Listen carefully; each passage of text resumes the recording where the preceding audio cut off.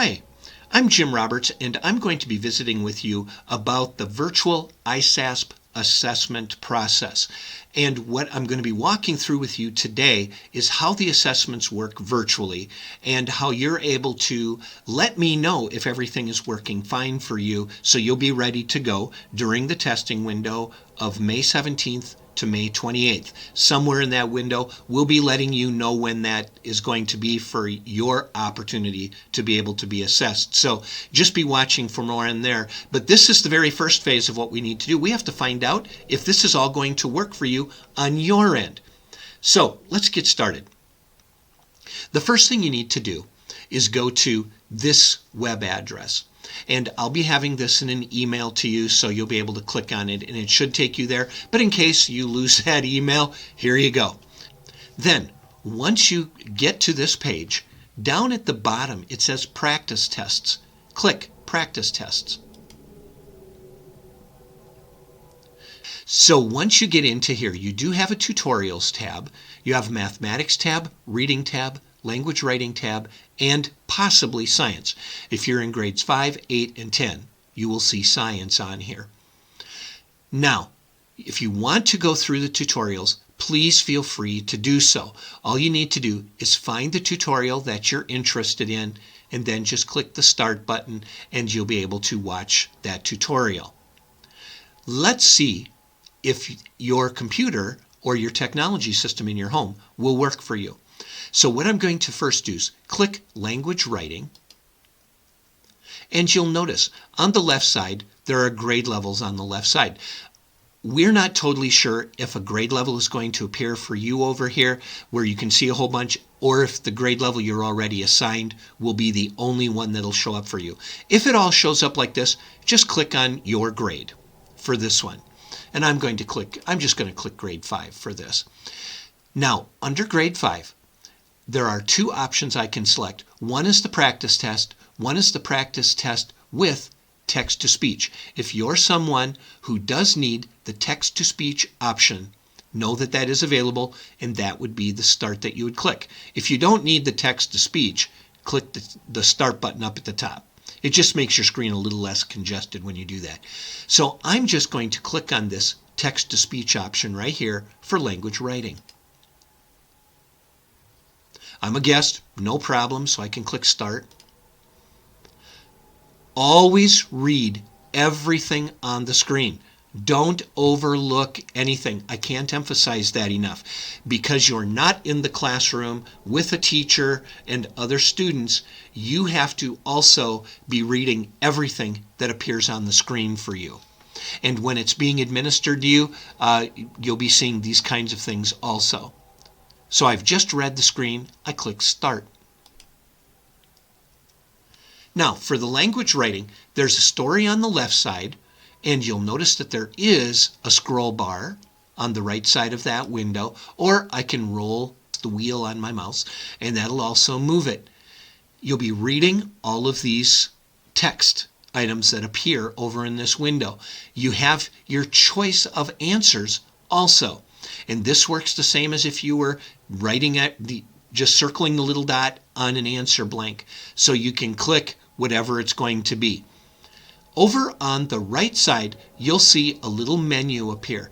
If you need to have the text read to you, click the toggle click to here.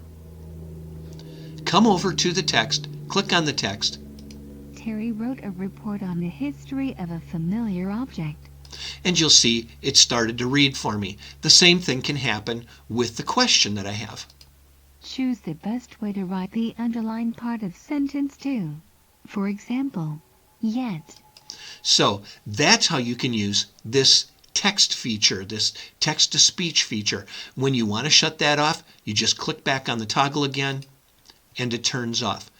You do have down at the very bottom of that little dashboard that appears, that small window, a little settings sprocket. If we click that, you can increase the speed, you could decrease the speed, you can also increase or decrease the volume right here. When you're finished with this window, to get it out of the way, again, just click right on that little settings sprocket and it'll slide it over to the right-hand side. Once you've answered a question, just come to the upper left corner and click the right arrow. It'll advance you on to the next question. Now, I'm not reading these. You need to read these. I'm just going in here and I'm just choosing any answer. I'm not even reading anything. You could get to a drop-down menu. Choose whatever the drop-down menu item is that you feel is the best answer. And so whatever you want to choose right there, click the advance arrow again. Let's say that you get to a question that you don't feel too sure of. You're just not sure how you're going to answer. If that's the case, come up above, click Bookmark, and then you can advance on. You could choose maybe another answer. Advance on. I'm not so sure about this one. I'm going to bookmark that one also. I'm going to advance on, and I'm going to choose this for this particular question. Now, where this comes in handy is you can come up to the review, click Review drop-down. You'll see the 2 questions that you didn't feel comfortable with at the time and that you know you have to go back and answer again. You'll see the little bookmark right here. Or you can click Bookmarks down at the bottom and it'll only bring up those 2 for you. So, question 6 was one of them that I had bookmarked. So now I feel maybe a little more comfortable with it. I choose that. I click the forward arrow. Oh, look I had this one bookmarked too. And you can also see right there, question 8 is bookmarked for me. So I need to check that one. I advance on. Already had chosen that. You'll see now I'm on question 9 of 9, which means something's going to happen when I move forward for this next window. So I click the right arrow and I'll look at the end. It says End of ISASP Language Grade 5 Practice Test. And you can use the review button above to go back if you would like to do that. See right up here. And you can review your answers. When you're done, use the submit button. Do not click the submit button unless you are absolutely 100%edly sure that you are done with this particular assessment. So I'm going to click submit. And you get a little warning, you're about to leave this section. Once you leave it, you cannot return. You are done with this assessment. There's no way to go back again. If you're absolutely sure that you're done and all the answers are what you would like, click yes. Then it'll move you on to the next particular question. Writing has several sections. So I click start. Up comes the next section for writing. Right up here, right above the text box where you're going to be providing your answer, it will explain to you what ISASP is looking for. Read this very carefully. The stories or the content that they want you to base your answer off of will appear on the left. And you'll see a tab up here. You'll see a tab over here with the content. And there's even a writing checklist that gives you ideas or recommendations for how to develop your answer. So if we come back, we read through the story, we can either grab and slide down, we can use the scroll wheel to go down for those stories if we need to. Type in your best answer. I'm just going to put some garbage text in here.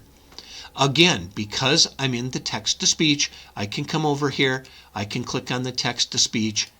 The town wants to name a new school after an important... There we go. Then we're able to listen if we need to be able to listen. Once you have this answered, come back up to your right arrow, click on it. Are you absolutely sure that you want to submit your final answer? I did. I come in here and I can review how I did on it. And also, the writing that you just did will not be scored immediately. That has to be actually scored by real people. So you won't have any feedback about that right off the bat. Once you're done with all of this, click Sign Out. Then back to Sign In. And I can come back to my practice tests. And I'm ready to go with whatever I choose for the next. So let's choose mathematics. Again, choose your grade level if you're asked to do that. Otherwise, it's automatically there. let's choose this one. We're not going to use text-to-speech for this. And we click Start because we're the guest in here. You would enter your name in, read everything that's on the screen, click Start, and then just come on in, start answering the questions that happen to be in here. Please read everything way carefully. Don't do like I'm doing where you're just grabbing answers. I'm just grabbing the answers so I can show you how I'm advancing through. I don't quite get that one, so I'm going to move on to the next one. And I keep moving through all of these after I read every single question carefully. All right. Now, I feel a little comfortable. What was that one that I skipped again? That was in there. Oh yeah, there it is. That's the one I needed to go back to. So I click on it. Now I feel sure of my answer, and I can just come back up to review, and then I can pick back up where I left off, and I can keep answering.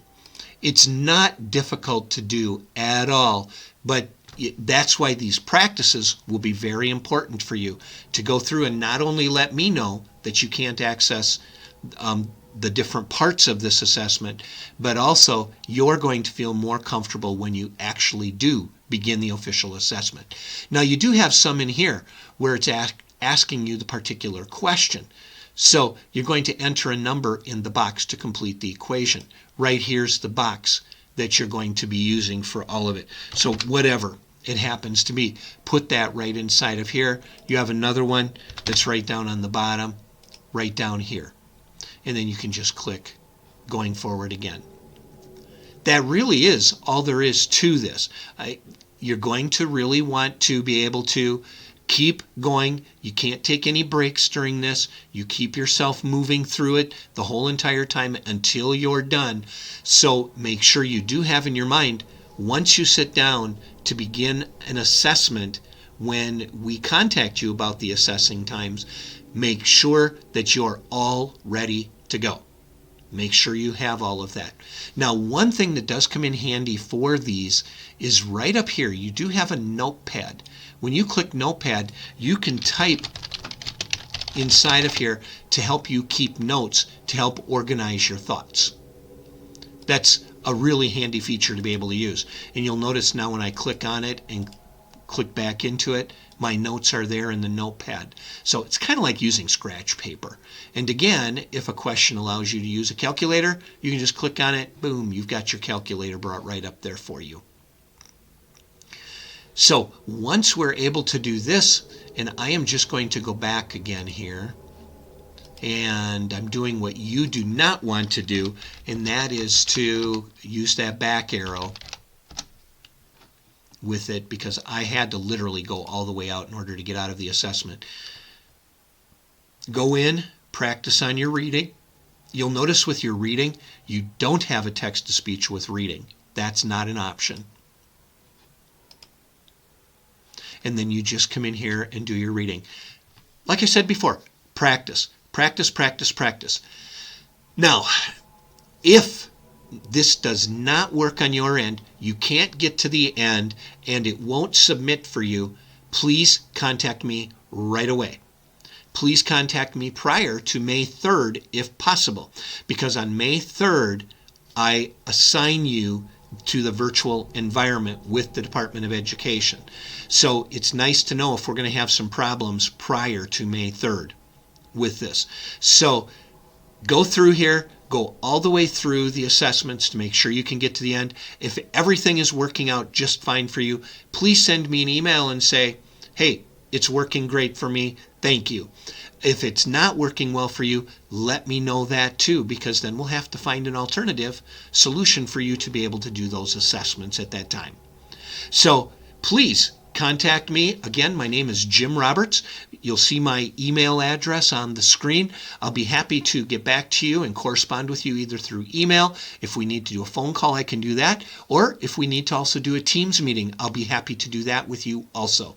So thanks so much. Good luck going through this. I hope it works as well for you as it has been working for me. Take care, and I'll talk to you later. Bye, everybody.